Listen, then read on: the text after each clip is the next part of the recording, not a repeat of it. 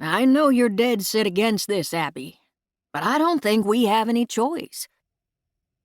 Abby Warner swallowed past the lump in her throat and shifted her attention to James Lippick, who sat beside her at the round table in the Oak Hill Gazette conference room.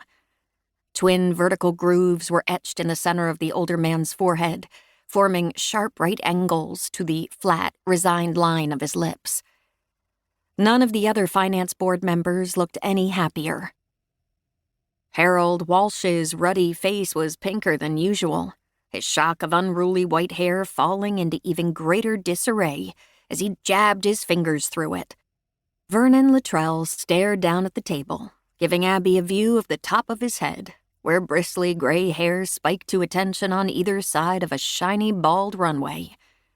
Tony Parisi doodled on a pad of paper in front of him that was blank except for a series of dollar signs. A tide of bitterness washed over her. That's what it all came down to. The almighty dollar. Forget about truth and heritage and independence. Let's just make money. There has to be another way. Hard as she tried to quash it, a desperate note wove through her voice.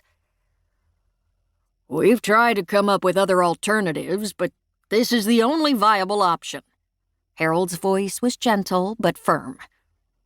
Much as she wanted to vent her anger and frustration on the paper's board, that wouldn't be fair. Bottom line, it was a fiscal issue. Publishing conglomerates were gobbling up smaller papers, making it difficult for independents to survive. Nor was this a new problem. Abby massaged her forehead.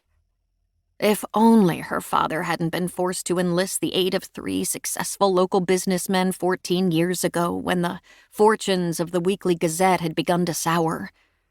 Yes, each investor had acquired only a 15% share, leaving her father a controlling interest.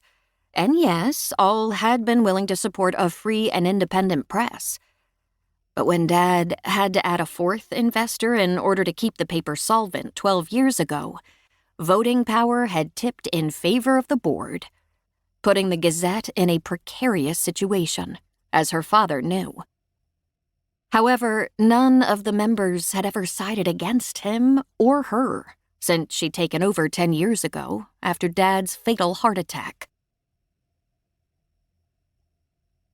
To keep listening to this audiobook, I've left you a link in the description so you can do it, at no cost thanks to Audible's 30-day free trial.